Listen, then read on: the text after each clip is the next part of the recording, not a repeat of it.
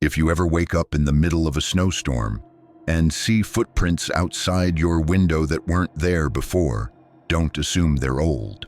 Snow doesn't lie. It was around 1:17 a.m. when I woke up. Not because of a sound, because of silence, the kind of silence that feels wrong. I live alone at the end of Maple Street. It's one of those quiet neighborhoods where nothing happens. No late-night traffic, no loud neighbors, just rows of houses and a single streetlight outside my window. That night, it had been snowing for hours.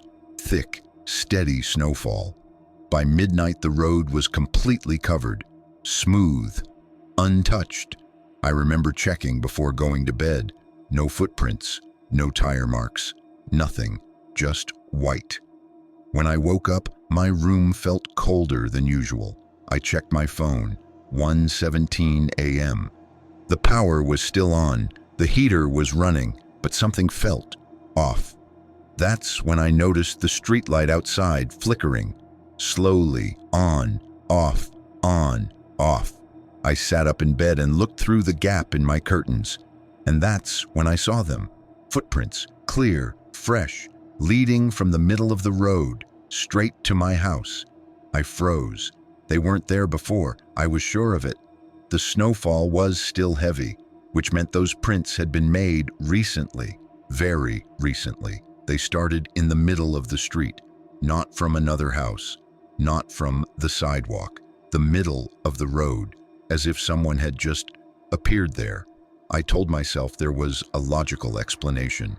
Maybe I didn't notice them earlier. Maybe a neighbor walked their dog. Maybe I was half asleep. But then I noticed something worse. There were no footprints going back. Just one trail, ending directly below my bedroom window. My stomach dropped.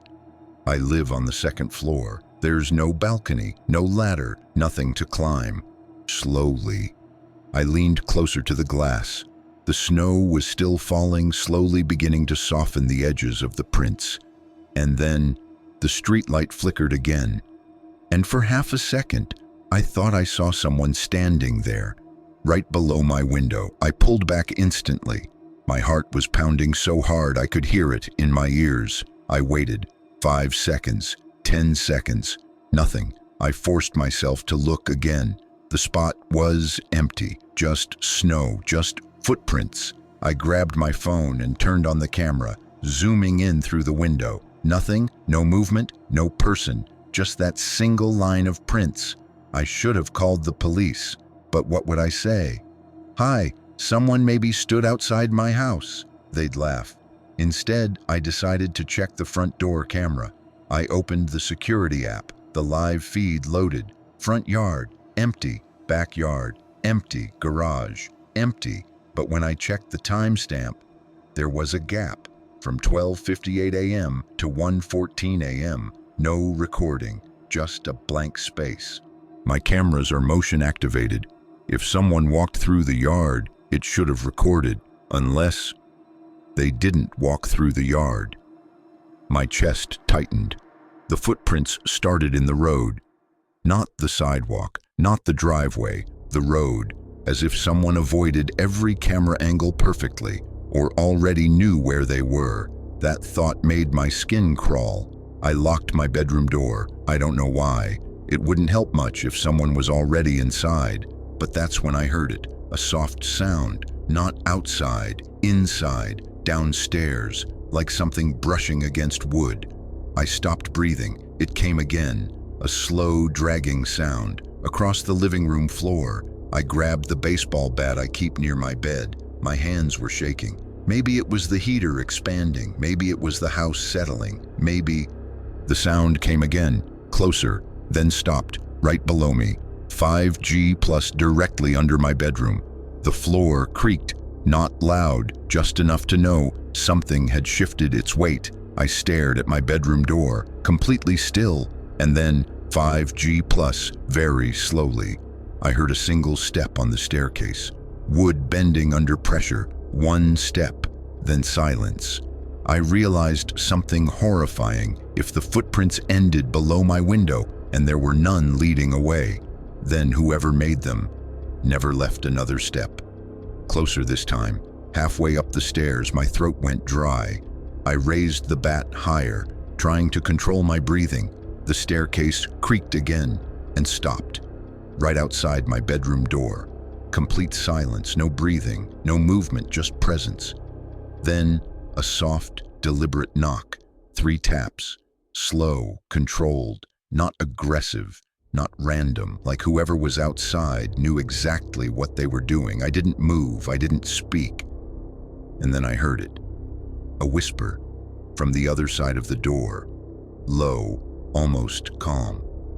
"I saw you watching." My blood turned cold because I hadn't turned any lights on, which meant if someone saw me watching from the window, they were looking up, directly at me, and they were close enough to see my face.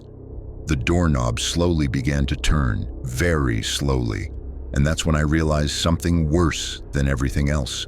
I had locked my bedroom door, but I never locked the front door downstairs.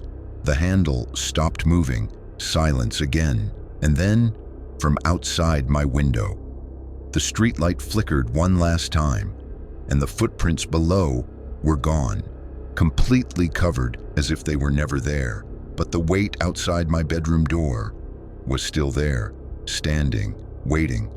The weight outside my bedroom door was still there, standing, waiting. I gripped the bat tighter, then the pressure vanished.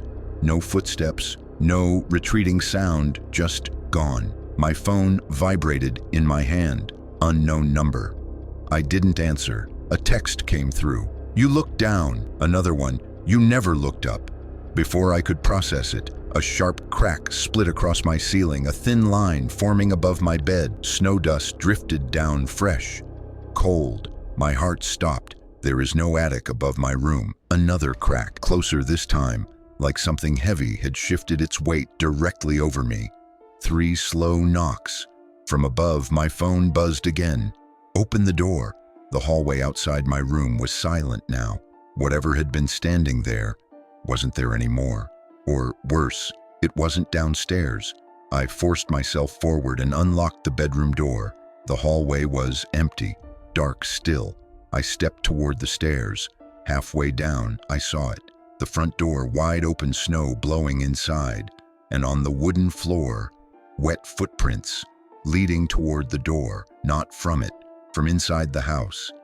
My stomach twisted. One single trail, bare long toes. They started in the middle of my living room and ended at the open doorway, as if something had been standing there the entire time, watching, waiting, and then decided to leave. I stepped outside slowly. The storm was still falling heavy. The road was smooth, untouched, no footprints, no marks, except in the exact center of the street. There was one print, deep in the snow, facing my house, and beside it, another one, facing away like something had stood there, deciding whether to come back. I locked the door, called the police. They found nothing, no entry signs, no attic space, no evidence. And when I checked my phone again, the messages were gone. No number, no history, nothing. I moved out 3 weeks later, but sometimes, when it's very quiet at night, I wake up at exactly 1:17 a.m., and for a few seconds, before I open my eyes, I can feel it. Standing somewhere nearby, not outside, not upstairs, just waiting for it to snow again.